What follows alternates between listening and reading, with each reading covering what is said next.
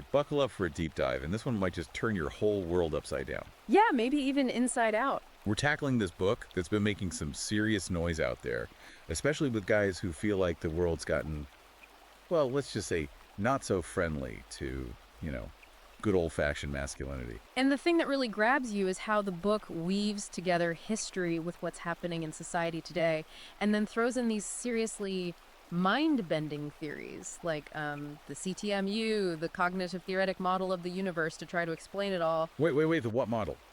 Back up a sec. You're saying this book is connecting ancient history, what we're dealing with today, and some theory that sounds like it came straight out of, like, a sci-fi movie. You got it. Picture the universe as this one massive interconnected mind, and that's basically the C.T.M.U in a nutshell. Okay, I'm already getting a little lost here. Yeah, I know, right? It's a lot to take in, but the book uses this idea to explore how things that seem totally unexplainable, like, those dreams where you feel like you're seeing the future, might actually be tapping into this universal consciousness. Don't worry, we'll get into the details later. It's a wild ride, that's for sure. Okay, you've definitely got my attention. But before we go full Matrix here, let's start with the basics. What's this book actually saying? Why is it hitting such a nerve with so many guys right now? So the book's main point is this idea that the universe runs on a kind of divine order, like a hierarchy, where masculine and feminine energies have separate but totally essential roles. Okay, so kind of like yin and yang, but on a cosmic level. Exactly. But the problem, the book says, is that we've gone and messed up this natural balance. So we've gone off track, and now things are going haywire. Exactly. The book compares what happened to all these empires in history, like Sparta, the Aztecs, even the Mongols and the Ottomans, to what's happening right here, right now, in the West. And what's the common thread? A weakening of masculine leadership and ditching traditional values. So hold on, this isn't just some self-help book. It's saying there's this pattern throughout history, and we're making the same mistakes again. That's a pretty bold statement. Oh yeah, this book doesn't hold back. It puts a lot of the blame on what it calls cultural Marxism. Basically, it sees feminism and things like CRT as attacks on traditional values. Whoa, now those are some hot-button topics, but before we go there, let's stick with this whole divine order thing for a minute. What exactly does the book say about the roles of men and women in all of this? Or are we talking going back to, like, 1950s gender roles? Not quite. It's more complex than that. The book acknowledges that you need both masculine and feminine energies for a society to be healthy. But it says they work best when they're aligned in their right places. Like, imagine a dance where each partner has their own moves, but they're moving together in harmony. Okay, I can see that. But how does that actually play out in real life? What are these proper roles? And why does the book make such a big deal about them? Well, it digs into history, myths, even spiritual texts, to argue that men are naturally drawn to leadership, protection, providing. It's not saying women can't do those things, but more that men are wired for them. And when they embrace those roles, it gives them this sense of purpose. Makes sense. So it's not just about men being the strong ones or the breadwinners. Yeah. It's a deeper thing tied to those specific roles. Precisely. And the book says that when men step away from these roles, or when society tells them it's wrong to want them, it creates this void. Yeah. And that void leads to a ton of problems, both for men and the whole world. Okay, I'm seeing where this is going. Yeah. The book's saying that men need to reclaim their traditional roles, and that by doing that, they can actually fix what's broken. It's a powerful message, especially for guys who are feeling lost or like they don't know where they fit in anymore. Absolutely. And the book takes it even further, saying this isn't just about making society better, it's about a spiritual war against masculinity itself. Oh, man, things just got real. So we're about to go deep into the trenches of this spiritual war. We'll be exploring the book's take on feminism, CRT, and everything else it sees as a threat to traditional masculinity. It's going to get intense, folks. Okay, so we're back and ready to jump into what might be the most controversial part of this whole book, this spiritual war against masculinity. Yeah, no kidding. The book really doesn't hold back when it comes to criticizing what it sees as the main culprits here. Right. Feminism, gender ideology, and CRT. It paints this picture of a deliberate, coordinated attack on traditional values and that whole natural order we were talking about earlier. Okay, let's unpack that a bit. Yep. Starting with feminism. The book uses some pretty strong language, Yeah. even going as far as calling it like a satanic heresy. Why so harsh? Well, the book argues that while the idea of equality is, good in theory, the way feminism has actually played out has messed up that natural balance between men and women. It says that focusing on power instead of partnership has led to, the emasculation of men and the breakdown of the family. That's a pretty strong statement. Some people would say that feminism has been a good thing overall, that it's empowered women and led to positive changes for society. Does the book address that at all? It does. It acknowledges that there has been progress when it comes to women's rights and opportunities, but it argues that those gains have come with a big downside. How so? Well, it claims that by weakening men's traditional roles and encouraging women to compete with men rather than complement them, feminism has actually created more problems than it solved. So it's not saying that it's anti-woman, but that the way feminism has been done has just thrown everything out of whack. Right. It's like this pendulum that's swung too far in the other direction. Okay, I see. And it argues that both men and women are suffering as a result. Men are feeling lost, without purpose, and women are dealing with all these unrealistic expectations and struggling to find fulfillment in a world that's basically turned against traditional families. It's definitely a complex issue. And I can see how this perspective would resonate with men who feel like, I don't know, like they've been pushed aside or even demonized by modern feminism. Yeah, exactly. So what about gender ideology? Where does that fit into this whole spiritual war? The book sees gender ideology as a straight-up assault on the natural order.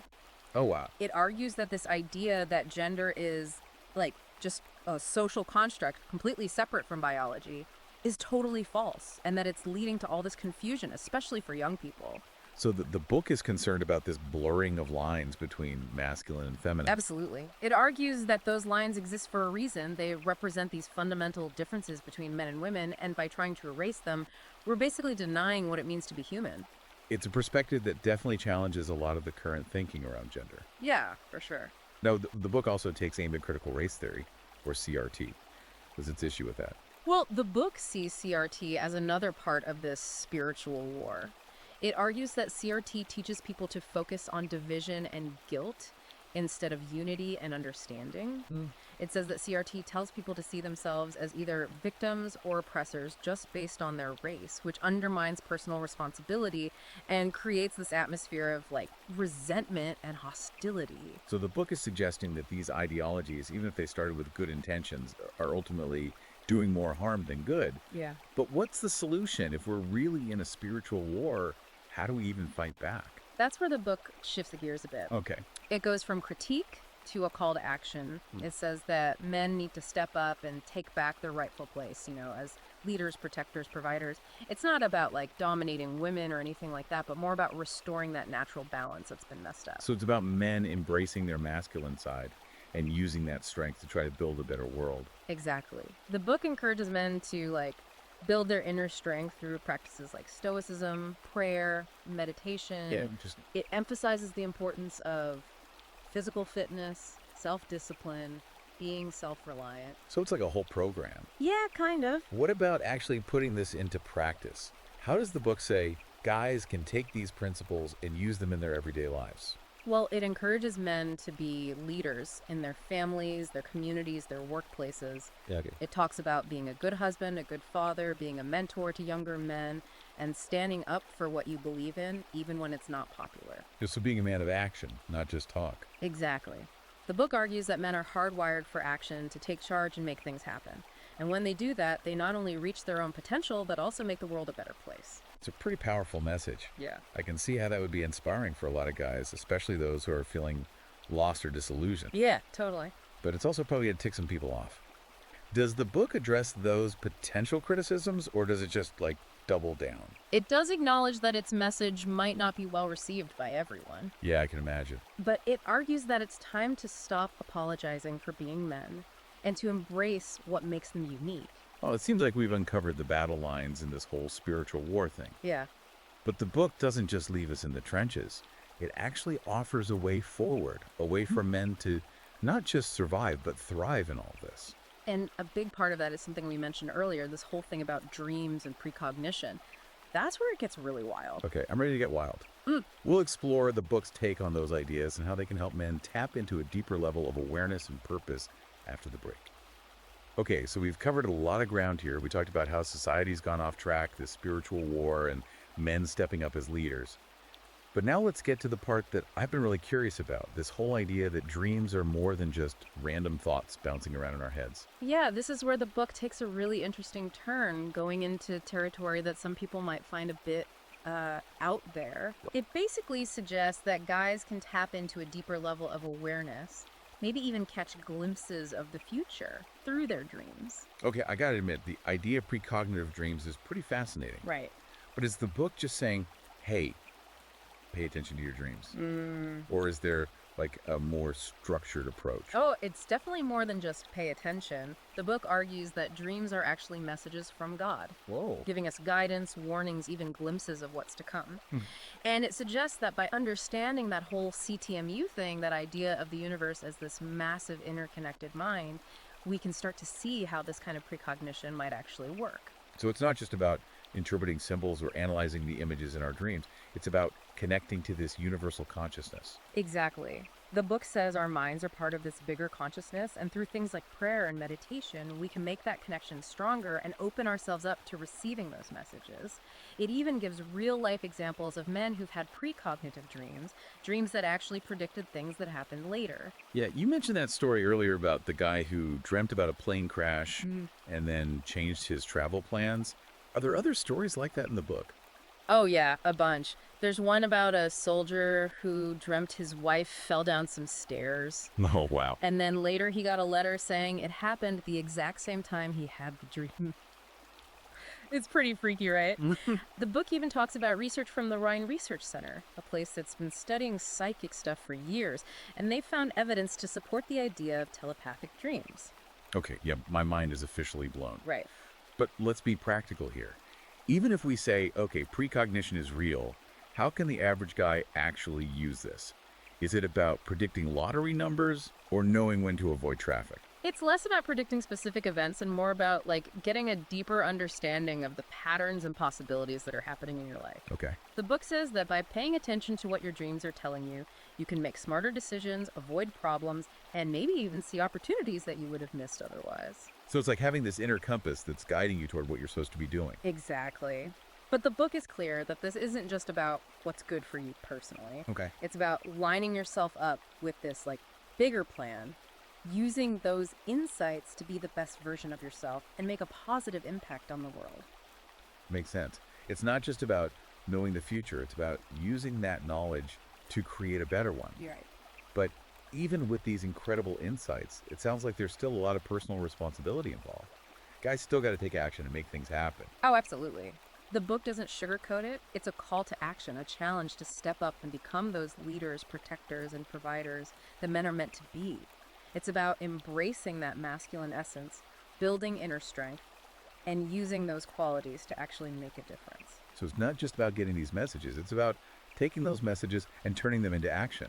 Exactly. It's about understanding your place in the grand scheme of things and then stepping up to fill that role with courage, integrity, and a real commitment to making the world a better place.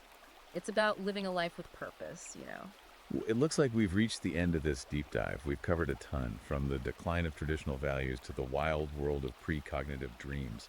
It's definitely given us all a lot to think about. For sure. And whether you buy into everything the book says or not, it definitely makes you realize that we're all capable of so much more than we often think. Absolutely. And if you're interested in learning more, you can check out Book Title on Amazon Kindle and Google Play Books. It's definitely worth a read. Until next time, keep searching, keep asking questions, and keep exploring the mysteries of life.